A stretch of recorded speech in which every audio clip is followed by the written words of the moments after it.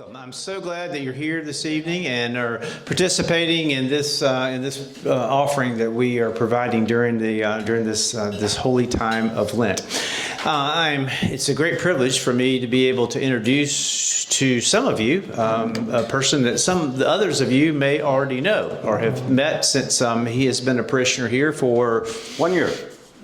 1 year. 1 year this week. So I've enjoyed getting to know Jeff, and I was very glad when he accepted my invitation to be our presenter this evening in this way in which we are looking at Lent through the various lenses. And this evening we're looking at it through the lens of music. And we're fortunate to have a very accomplished musician with us. You can kind of always tell about somebody when you have to introduce them using not only my phone but also a piece of paper. So I'm not going to what's on my phone may take most of his presentation time, so I'm going to try to be a little bit brief. But I have a short bio I could have sent, but oh well. But Jeff Carter is a professor in the Department of Music at Webster University, where he was chair of that department for 13 years until 2021. He holds degrees from the University of Kansas and also a Master of Arts degree in vocal performance from the University of Central Missouri. At one point, for 4 years, he was the music director and composer for Circus Harmony, which was St. Louis's only social circus organization.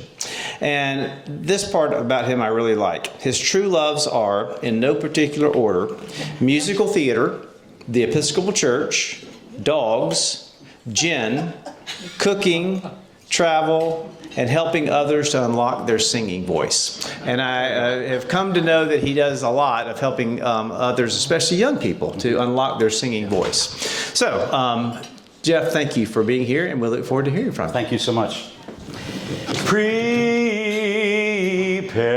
ye the way of the Lord. Prepare ye the way of the Lord. So say several people in the Bible, and Stephen Schwartz in the musical Godspell, one of the two contemporaneous musicals from roughly the Vietnam era, before Nixon's fall from grace, the other one being Jesus Christ Superstar, both of these looking at the life of Christ. Now, how does that tie in with Lent and looking at music, at Lent through the lens of music? Well, it's really hard to talk about Jesus without talking about the Passion. So that's my tie-in right here. And so we thank Mr. Schwartz for writing that wonderful little melody. A Holy Lent already? Just 2 months ago, literally 2 months ago today, we were still in Christmastide, with fresh memories of Advent and preparation and renewal. And now here we are, 2 weeks today already into a Holy Lent, in the thick of the drama and the penitence and the penance, the days of pondering and deciding and freshening and sometimes fasting, not tonight, and praying and preparing as we move toward a glorious Eastertide. Prepare ye the way of the Lord, indeed. But first, a Holy Lent. And first tonight, a little lesson in the liturgy. The ordinary of the Mass is that fixed part that changes little during the church year.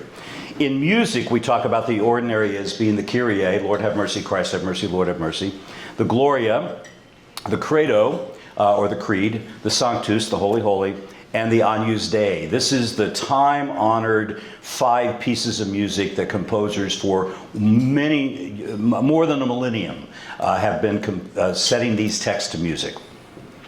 And as I said, these parts changed very little. The proper of the Mass is that part that is fixed to a particular Sunday. You may notice that every week we have a different collect, and every week we have different readings.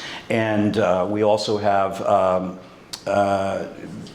we could have a different, I can't say the word because it's Lent, we substitute the word Montezuma when we're singing it. So, you know, Montezuma, Montezuma, Montezuma, is the way we practice it.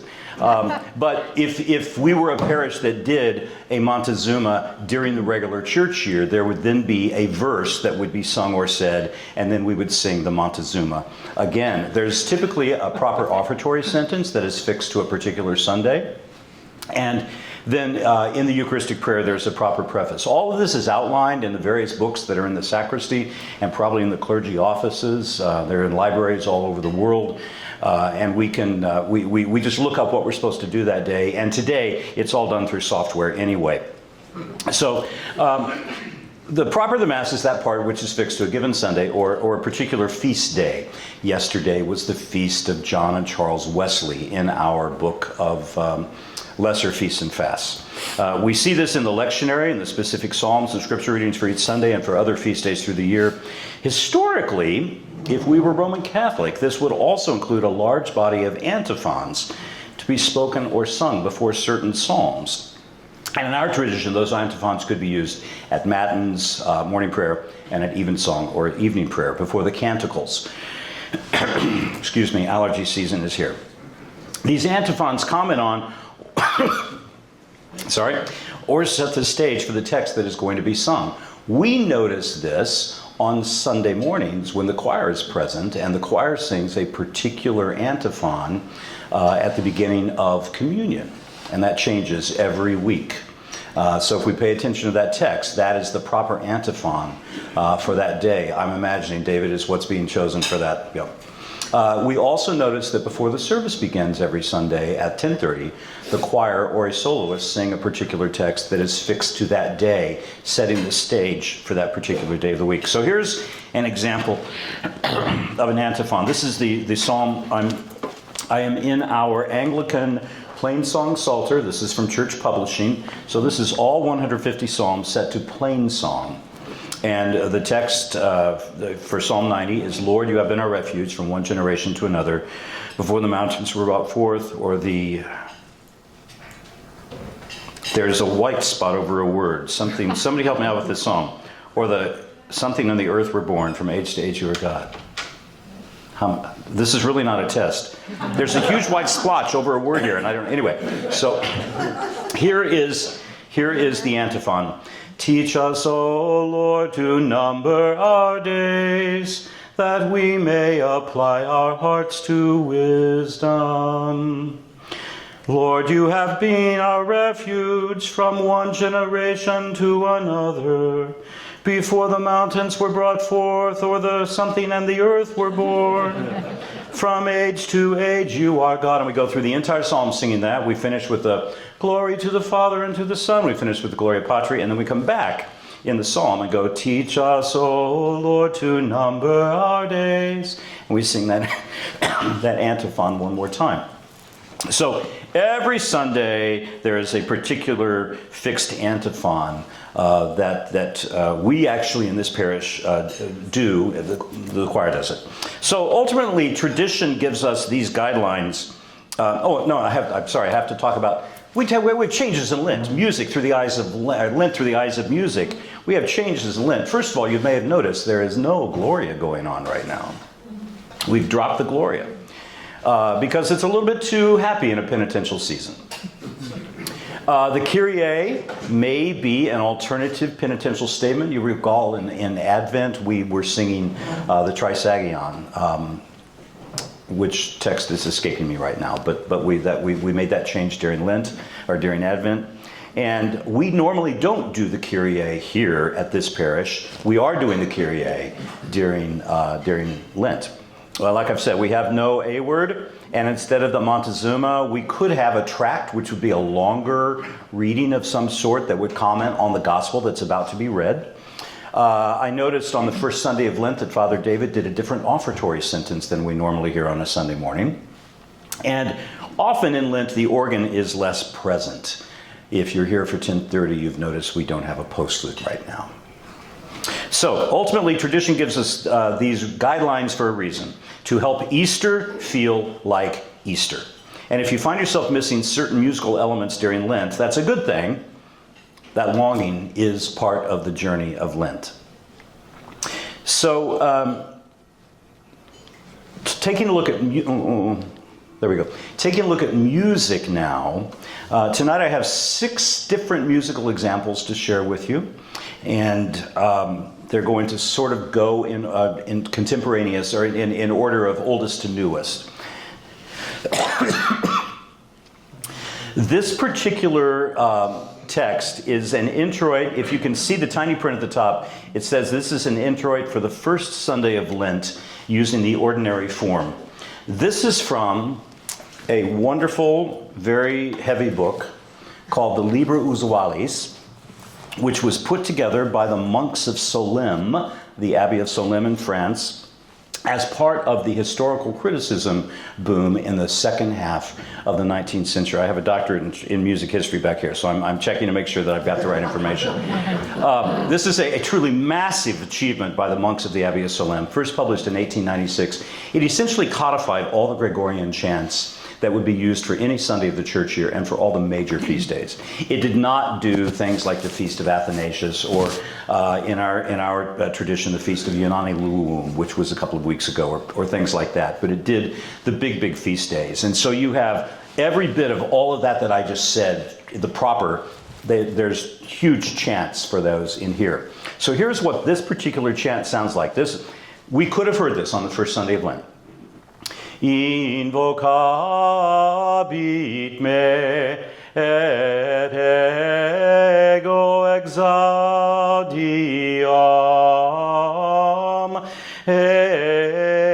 eum. That's as far as I practice it, so that's all we're going to get. But this music is timeless. This goes back well over 1,000 years and was finally codified by some very busy monks who worked for years to put all this together. So the music that we hear in Lent, some of it goes way back. Now, I want to save some time for some of the big dramatic pieces of music associated with the Triduum. But first, we have to talk about Luther, and we have to talk about Bach. So this particular hymn that you see up here, a chorale tune from way back when, is Aus tiefer Not schrei ich zu dir, translated English as Out of the Depths I Cry to You, or Psalm 130, De Profundis, From Deep Affliction I Cry Out to You, is how it is. Let me just get my music queued up here. Is how it would be translated as well. This is actually a poetic text by Martin Luther from 1524. Now remember, Martin Luther, 1517, nailed those 95 statements, debating statements, to the door of Wittenberg Cathedral. And we call it the 95 Theses. And that began what today we know as the Protestant Reformation. This was followed 50 years later by the First Council of Trent, which is where the Roman Catholic Church decided they were going to try to clean up their act as well. But by that time, Northern Europe was gone and had become essentially what today we would refer to as the Lutheran Church, or the state church, which follows Lutheran polity and practice. So here we have Martin Luther writing a text in 1524, just 7 years after the 95 Theses. And this music was included as one of the 8 songs in the very first Lutheran hymnal. If we know our German, our Acht Liederbuch, our 8 songbook. 8 hymn tunes and a bunch of texts behind that. That's all we had. They didn't marry a particular text with a particular tune. If there were enough syllables and I could make it work, then I used whatever tune had the right number of syllables for the poetic text. This is in our hymnal at page 151 in a slightly different harmonization. The melody goes like this. Out of the depths I cry to you, O Lord God, hear me calling. You notice that it is stepwise. It's basically a scale, except for one big moment. Out of the... Right there, we have that out of the depths happening musically, and then the rest of it unfolds in a very linear kind of fashion.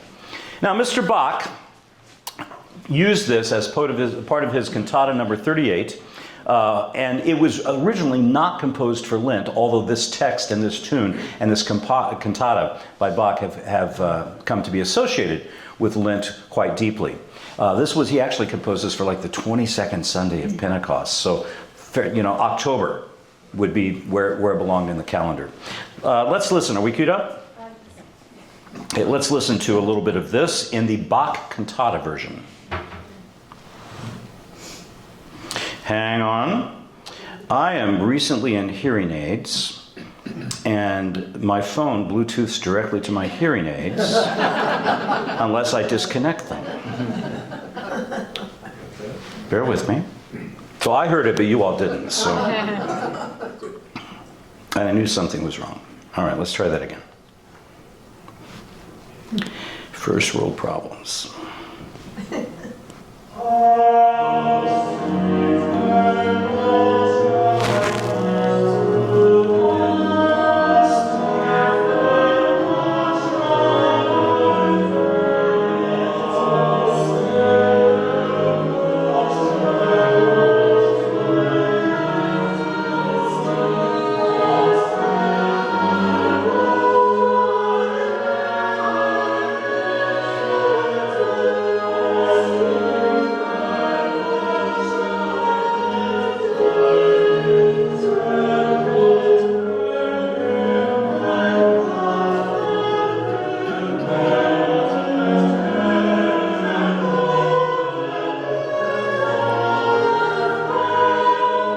Before we move on, I just want to point out one more thing, and that is in German, aus tiefer Not schrei ich. So out of the depth or the deep, schrei, cry. And so we have that we're going into the depth, coming back out of it, and then we have schrei sort of being a moving note. So we get a couple of syllables or a couple of notes on the same syllable right there. It's brilliant writing. Did they do it on purpose? Who knows? But you know, when we start analyzing it, we see that it really worked. So that's Mr. Bach. Now, in Lent, we have to acknowledge that anytime we're talking about sung music, we are dealing with text as well as music, and we pray that these texts are matched well with the music. The Lenten texts that we could be dealing with tonight and throughout these 40 days are Psalms, the sacred Hebrew scripture, especially of lament or penitence. We're going to get there in just a second. We could be dealing with New Testament scripture. We could be dealing with poetry that is of a Lenten nature. We could be dealing with Latin texts from the mists of time codified by the church, like the Introit, which was actually a psalm. But we also are going to talk about a Latin text here this evening. And we could be talking about music that comes from the folk tradition. All of this is going to be represented as we move on here this evening. So the next piece of music I would love to share with you is by Thomas Louis da Victoria, and this is his Lamentations. We could have chosen two very famous set of Renaissance settings of Lamentations. These are the Lamentations of Jeremiah from the Book of Lamentations, set to music in short little snippets to be used on Maundy Thursday, Good Friday, and Holy Saturday at various places in those penitential services. Victoria is perhaps best known to us choral musicians as the person who really wrote the catalog on various ways to take pre-existing music and make mass settings or anthem settings, motet settings out of it. His text, the Lamentation of Jeremiah is set by Victoria, and you notice he's late Renaissance here. He's really the last of those great Renaissance composers in the Italian tradition. Lamentations in the Book of Lamentations were sung over the ruins of the temple 600 or so years before Christ and are symbolic in Holy Week as we lament the death of Christ. This is some of the most intense spiritual music you will ever hear, and we just have a little bit of it tonight. We're going to actually hear this first 45 seconds. So this is said, in English, this says, "Here begins the Lamentations of Jeremiah." And this would have been used on Maundy Thursday in a Roman Catholic liturgy.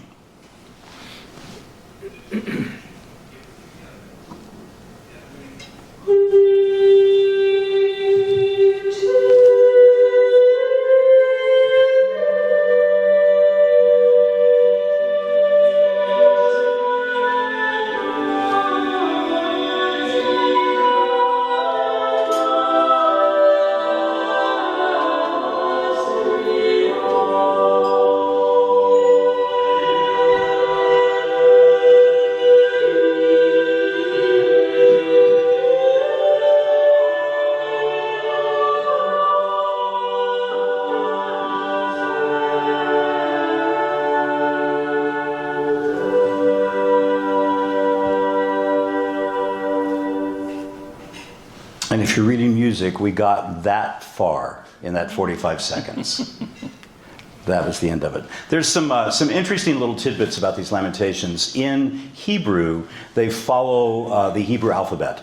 So what now happens is the first letter of the Hebrew alphabet, Aleph, and then we have a text, and then we're going to have whatever the B word is in the whatever word they would use for the letter B in the Hebrew alphabet. And it's so you've got some wordplay going on here. And by the way, Mr. Bach loved all that too. All sorts of numerology kinds of things buried in his texts. So the Lamentations are worth listening to. It'll take you about 45 minutes.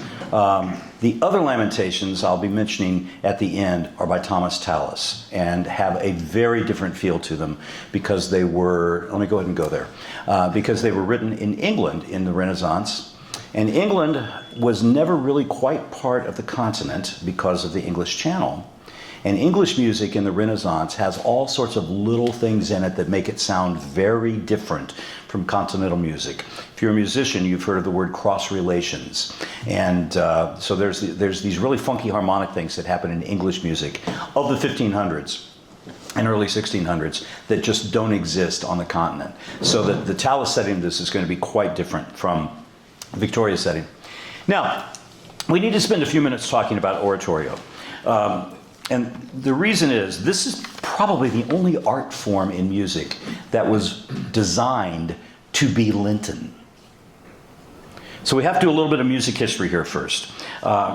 In the late 1500s in Italy, there were some churches, some Catholic churches, where the monks became very, very devout and established oratories. Oratorio would be the Italian word. Prayer halls would be a good English translation. And in the 17th century, in the early to mid 1600s, we started finding music that was being written for those prayer halls. So an oratorio, we'll get there in a sec, the oratorio is an extended musical setting of a sacred text or story. Perhaps the most famous oratorio is Messiah by Handel, using Old Testament and New Testament texts. Oratorios are made up of dramatic, narrative, and contemplative elements. A greater emphasis in the oratorio is on choral singing than we would find in an opera, but otherwise this feels a lot like opera, just without the costumes or the scenery or the moving around on stage. Because it mirrors opera, it really feels like it's going to follow the operatic conventions of that particular era. So as oratorios are developed in the 1800s, they feel like 1800s operas. As oratorios are written in the 20th century, they could feel like more sterile 20th century operas as well. Normally these are given in concert. So in 1600 in Rome, we had the first oratorio, and then nothing happened after that for another 40 years. And 1641, we finally get a second oratorio, and it was designed to be sung during Lent. The music in these oratorios function as edification, and which of course was particularly welcome during Lent, when perhaps more frivolous entertainments were less appropriate. Some of you may have listened to the Freakonomics series on Handel last fall, on Handel's Messiah. It was actually a 4-episode arc on Freakonomics radio about the economics of Handel's Messiah. And one of the interviewers was the person who recently wrote a book about Messiah. The book is called Every Valley. I'll be glad to share it with anybody who wants to read it. It's sitting on my shelf at home. But what we find out is that Handel's Messiah was originally performed during Lent, and Handel made a lot of money in London. When the opera season went dark during Lent, they just turned to not having costumes or wigs. Well, they would have still had their powdered wigs, but we didn't have the rest of the paraphernalia, and we had stories of Judith or Samson or Belshazzar's feast. A lot of Old Testament stories happening, and Messiah was also part of that tradition. So truly, the only real art form that we have that is really closely connected to Lent by itself. Did I skip something? There we go. Lent is, as I said, akin to sacred opera, and it is an especially Lenten form, religious drama, often with a moral. which again would make it appropriate for use in a prayer hall during Lent. I've listed here a number of settings of the 7 last words of Christ. Notice the first one I have listed is from 1645 by a northern German. Then we have Haydn, who functioned in Austria and in England. We have the Stainer crucifixion. A little side note, if you know the crucifixion at all, last Sunday morning, David, as a response to the gospel reading, which included God so loved the world that he gave his only begotten Son, David quoted the choral setting of that from the crucifixion as the gospel book was being taken back to the altar. Just sort of snuck it in out of nowhere. And if you knew the music, you would have caught that right away. So I'm going to commend that particular piece to you. It is Victorian. It goes on for a while, but it's really lovely. And then we have French settings of the 7 last words by Gounod, Franck, and Dubois. Dubois is probably the best known in this country. A few years ago, I was out at Manchester United Methodist Church singing the baritone solos in the 7 last words for a concert performance of theirs on Maundy, Thursday night. We have the James McBillick 6 setting from the last 30 years. And I want to mention 2 other oratorios that are, one of them that is very, very meaningful to me, and another one I just learned about today. And so the Dream of Gerontius, with the text by John Henry Cardinal Newman, the former Tractarian Episcopal minister, Anglican minister who Tractarian movement in the 1800s didn't go far enough. He jumped ship to go over to the Roman Catholics and became Cardinal of England, and is buried at Brompton Oratory right next door to the Victoria and Albert Museum in London. Cardinal Newman wrote this very long poem called The Dream of Gerontius, where Gerontius is on his deathbed and then he dies. And he's taken to heaven and he's granted one glimpse of God before he goes off to purgatory. Elgar, Roman Catholic, set some of this text to music. It's about an hour and a half oratorio. You can find all sorts of recordings of it on any of your streaming services. And it is, in England, considered to be a Lenten work, even though it's about the soul shuffling off to heaven. And the Anglican Church has never really quite come to grips with the theology that is expressed in the Dream of Gerontius. There's a lot of Mary stuff, and there's a lot of angels carting him off in purgatory and things like that. But, it's a glorious piece of music, and I commend it to your listening one of these Saturday mornings during Lent. And just today, a former student of mine mentioned that he's singing the solos in Leo Sowerby's Forsaken of Man. Sowerby was the dean of American cathedral organists and composers. Was it, David, am I right? He was at the National Cathedral for a long time? And in the 1930s, he was doing a concert at Rockefeller Chapel at the University of Chicago, and this undergrad came up and said, "Hey, I've written a sacred opera." And Sowerby said, "I don't write operas." And he was sort of brusque. And but he took the text with him, and a few years later, we have Forsaken of Man, which is about an hour-long sacred oratorio set Jesus' Passion. And I intend to listen to it on Good Friday morning. I'm going to hold off until then, but I just learned about it today, so I wanted to drop it in here tonight. So let's see what we can do about listening to a particular oratorio. I said that we were going to deal with sacred Latin texts from the mists of time. The Stabat Mater is one of 5 sequences that is still in use today in the Roman Catholic Church. This sequence is a long, long poem. By the way, one of the others is Veni Sancte Spiritus, which we might use on Pentecost. That would be appropriate here at that time. So this is used in the Roman Catholic Church on Good Friday since it depicts Mary's sorrow, a mother watching her son die on the cross. It is filled with pathos, vividness of description, and devotional sweetness.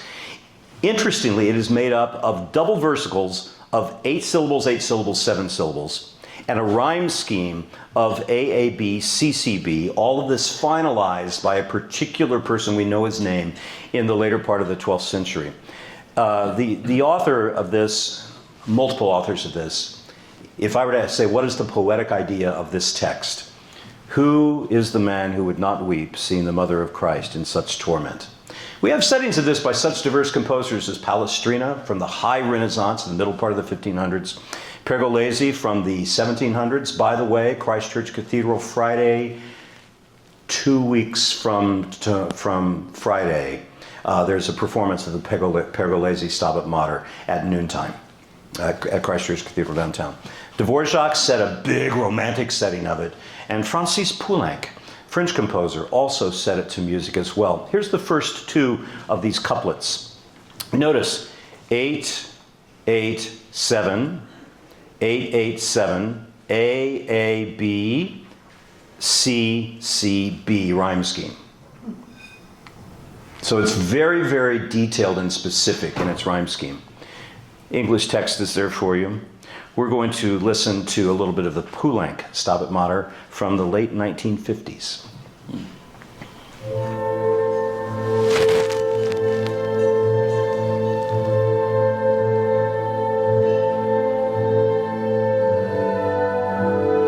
French composer.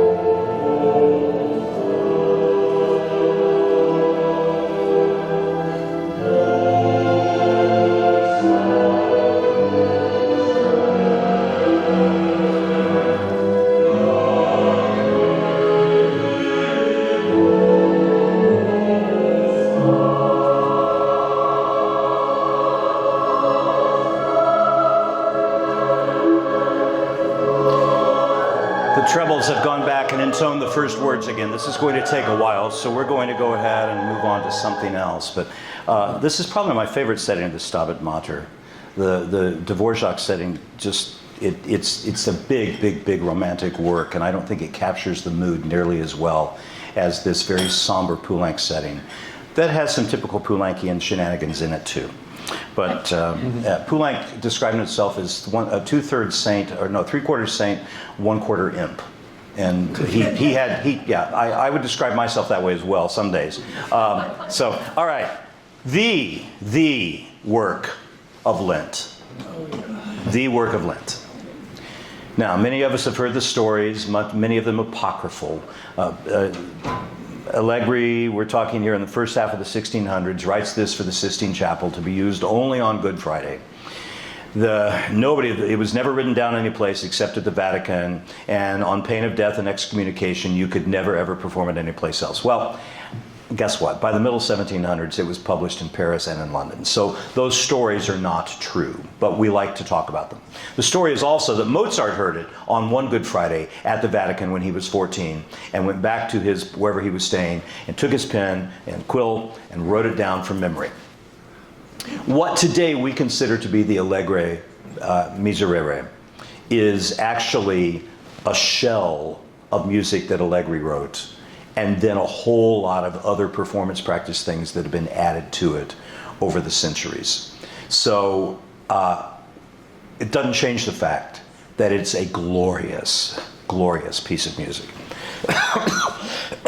We have three choirs singing alternately, alternately, one in plain song, a larger choir singing, plain song being chant, a larger choir singing in harmony, in polyphonic harmony, voices moving at different times, and then a remote choir in some antechapel somewhere far away, 4 people singing one of the other verses. And when they get to the second verse, that third choir of 4 people, when they get to the second verse, the treble, the boy, goes up to a high C, over and over and over.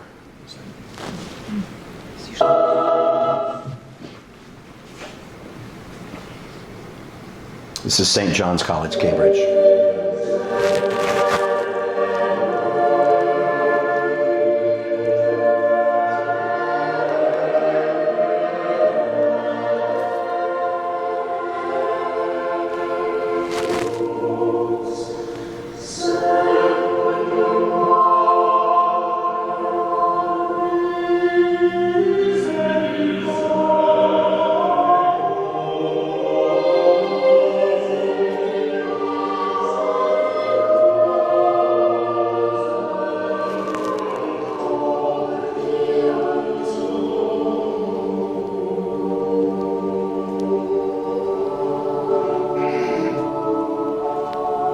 That was choir 1. Here's choir 2, plain song, I think.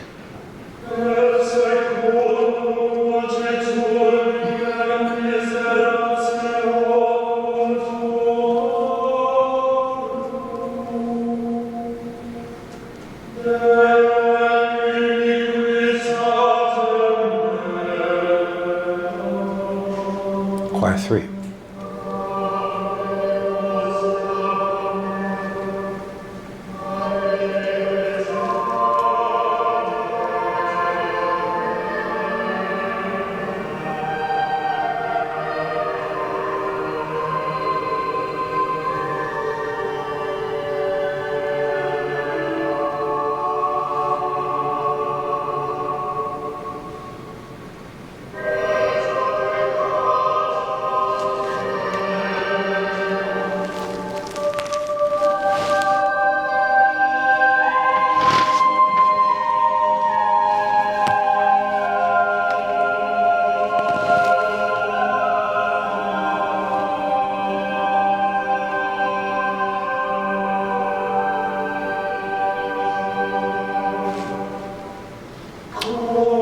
And that cycle repeats itself over and over and over. It's hypnotic and magical all at the same time.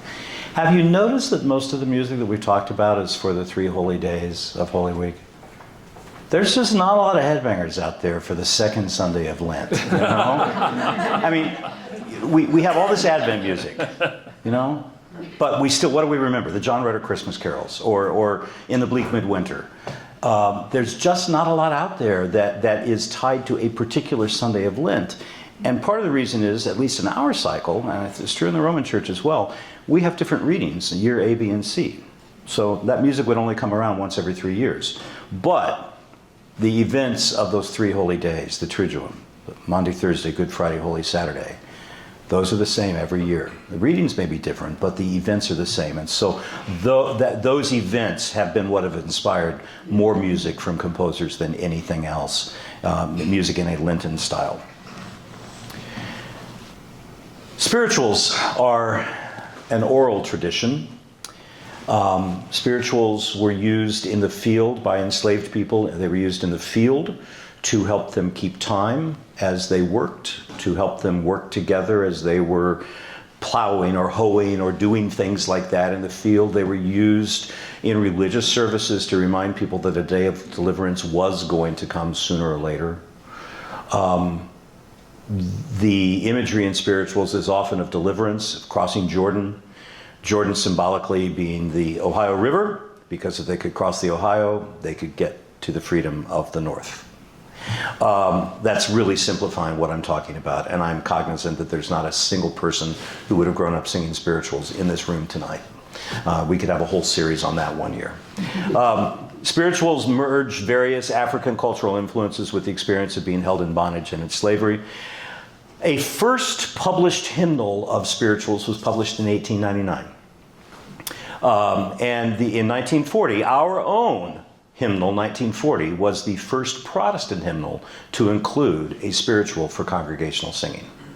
It wasn't the United Church of Christ or the Congregational Church. It was the Protestant Episcopal Church of the United States. The spiritual, Were You There, is the only African-American song that is included in the Roman Catholic Liturgy of the Hours for Good Friday. And I think that's telling about how important this work is. Our arrangement of the hymnal 1982 is by the wonderful musician David Hurd, who is currently the organist and choirmaster at Smoky Mary's, Times Square, on 46 between 6th and 7th. And they call themselves Smoky Marys. That's smokymarys.org is their web address. But it's an Anglo-Catholic parish. He's been there, excuse me, since he retired from General Seminary, where he was the organist, choirmaster, and taught sacred music for a number of years. There is a memorable recording of this by Paul Robeson, the great American athlete, singer, civil rights advocate. We're going to hear a little bit of it.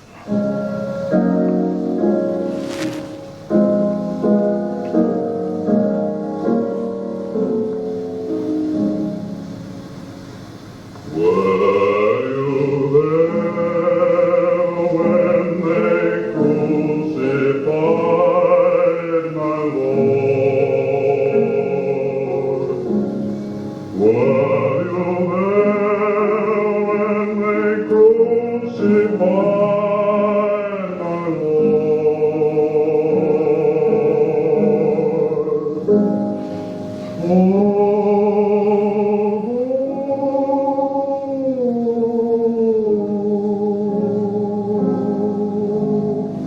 Sometimes it causes me to tremble, tremble, tremble. Were you there when they crucified my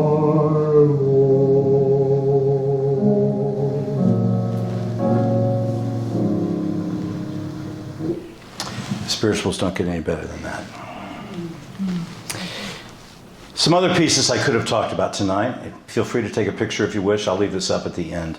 Howells is the subject of my own doctoral work.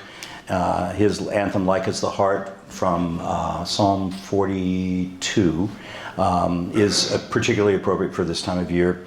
I mentioned the Tallis Lamentations. There's also a piece for 40 voices, 8 different choirs of 5 voices each, called Spim and Allium, which take a listen to. And it's a psalm setting from one of the penitential psalms. We have to mention the St. Matthew Passion as the great work of Bach that is appropriate during Lent. That's how many Friday seminars of lectures just to delve into that work, which is why I didn't even try to scratch the surface tonight. There is a wonderful Howells psalm prelude called De Profundis, which comes again from that same text that we heard, the Out of the Depths I Cry to You. Durifle Ubi Caritas was written for, could be written for Maundy Thursday. We hear it occasionally pop up here and at other places as well. And I'm really partial to the Palestrina setting of Super Flumen Babylonis, which is simply a setting of the text, by the waters of Babylon we hung our instruments and wept. The Hebrew people are in captivity in Babylon. So it's a song of lament from Psalm 137. And I would mention also the Stabat Mater. Now, on my blog, 2 Sundays ago, I put up a Lenten playlist. This will take you there if you want to take a look. It's a whole bunch of YouTube videos, and it includes my own curated list, including the anthem that we heard last Sunday here in church, the Bird Anthem. And then last Sunday, I don't have a link to it, but last Sunday on my blog, I put the playlist that you just saw, that one right there. And with that, I'm happy to take your questions. Jeff, thank you very much. Very much. Questions? Comments?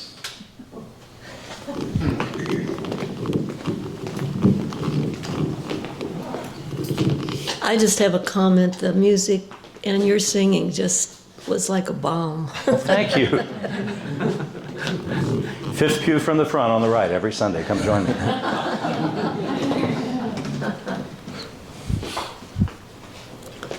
David, hold on just a second. Let me give you this. Were you there? Grew up with that. I don't remember if it was in the earlier hymnal or not. It was, but It was 1940. It was 1940, there. Yeah. right? But we never had a Good Friday service without ending Yeah, with that. yeah, Yeah. yeah. Well, I would so put sweet. that on my playlist to listen to as I go to sleep on Good Friday night. You know, it's out there on Spotify and on Apple Music and on YouTube. Mm-hmm. That Robeson recording is stunning. Great.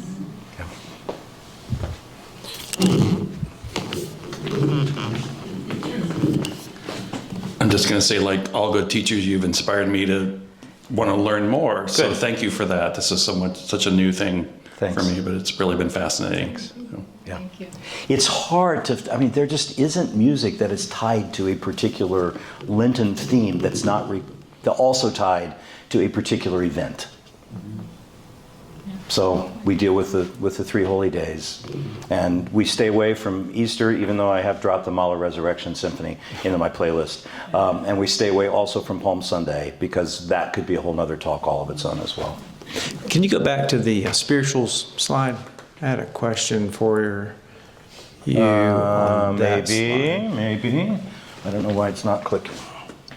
There you go. So let's see. In our hymnal, 1940, first mainline Protestant hymnal to include a spiritual. Was it? Were you there? Okay. I just Yeah. didn't make that Yeah. connection. Yeah. Okay. Okay. Great. Thank you all so much. Well, I think there's more. I think there's. You're not done yet. Okay, that's fine. Boy, I couldn't agree with you more about the Bach St. Matthew. When I was organist at Grace Episcopal for 5 years, we did the St. Matthew Passion on a Good Friday. They decided that would be the service.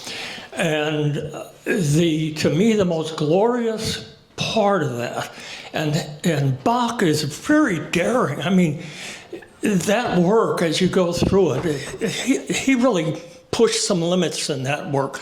And by the way, you don't need to have a choir of 80 to do that. Yeah. It was not written for huge choral groups, even though it is double chorus plus soloists and that. But the second last piece, and now the Lord is laid to rest, is absolutely divine. Please get a recording and listen to that. And then, of course, the final double chorus. It's overpoweringly beautiful. I just can't. It's regularly a Friday afternoon, a Good Friday afternoon listen. Yeah, And it was a tremendous experience. wet with tears when it's over. Yeah. I was blessed to have the ability to go ahead and hire an orchestra and do the whole thing. Cool. Thank you. Cool. Did I see another hand over here? Well, I don't know how many of you are aware of this. It's kind of intimidating in this room tonight because it is filled with musicians. One of whom just identified himself. We have a table back there, and Clark Davis here. And so anyway, this is Jeff. This has been Mark Pye and Dwayne Trainer. So everywhere I look, they're highly trained musicians. So Jeff, thank you very much. This has been wonderful, and thank you all for being part of this. Next Wednesday evening, we're going to look at Lent through the lens of food. And Christine Johnson, who is a member of this parish and is a chef, a trained chef, is going to make a presentation. And I have a feeling that the food might be pretty good. So I hope you'll come back and encourage others to join you. Good evening. God bless you.